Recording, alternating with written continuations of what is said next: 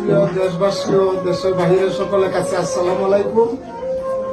আমি শামীম বয়াতি, জেলা ময়মনসিংহ, থানা গরিবপুর, পশ্চিম শহরহাটি নোয়াল, গ্রাম গিদাউসা। আমার মেয়ে সামনে আক্তার খুবই অসুস্থ। 12 বছর সে সুস্থ। 12 বছর থেকে তার খিঁচুনি রোগ শুরু হয়। আমি অনেক চিকিৎসা করছি, Dhaka neuro science, Dhaka Evercare hospital, Mymensingh medical college হসপিটালে মাসের মাস আমি এই মেয়েটাকে নিয়ে চিকিৎসা থাকতেছি। মাঝে মাঝে আইসিইউতেও তারে রাখা লাগতেছে। এখন সে হাঁটতে পারে না, সমস্ত তার শরীর এখন রূপ পাইয়া গেছে। সে হাঁটতে পারে না, হাতে খাইতে পারে না। 6 মাস যাবৎ তার প্রস্রাবের নল, নাকের নল লাগানো। এখন প্রতি মাসে আইসিইউ থেকে 2 জন ডাক্তার আনিয়া সেই নল পাল্টাইতে হয়।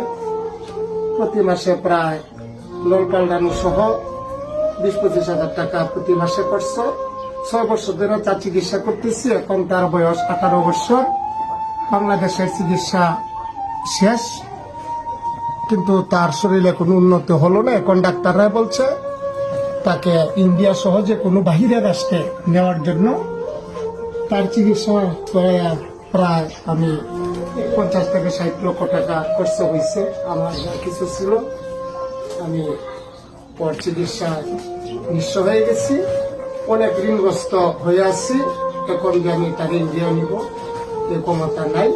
প্রিয় দেশবাসী, দেশের বাহিরে ও সকল মানুষের কাছে আমার আকুল আবেদন, আপনারা যদি একটু স্বামীর চিকিৎসার জন্য সাহায্যের হাত বাড়িয়ে দিতেন বা তার চিকিৎসার জন্য আপনারা সকলের সঙ্গে থাকতেন, দোয়া করেন, তাহলে মনে হয় আপনাদের সকলের সহযোগিতায় আমি আমার মেয়ে স্বামীর চিকিৎসা ইন্ডিয়াতে করাইতে পারতাম। হয়তো পুনরায় আবার মেয়েটা সুস্থ হয়ে জীবনযাপন করতে পারত। সেটা প্রিয় দেশ ও দেশের বাহিরে যারা আছেন সকলেই যদি একটু সহায়তার হাত বাড়িয়ে দেন, চিকিৎসার জন্য আপনারা সকলেই আমার মেয়েটার সঙ্গে থাকেন, অথচ দোয়া করেন, তাহলে আমি ইন্ডিয়াতে চিকিৎসাটা করাইতে পারবো।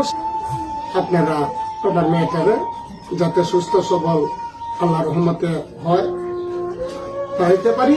আমার প্রিয় দেশ ও দেশের বাহিরে যারা আছেন সকলের কাছে আমার এই আবেদন, এই আকুল আবেদন, আমার মেয়েটার জন্য সকলে একটু সাহায্য হাত বাড়িয়ে দিবেন, অথচ আমার মেয়েটার চিকিৎসার জন্য সঙ্গে থাকেন।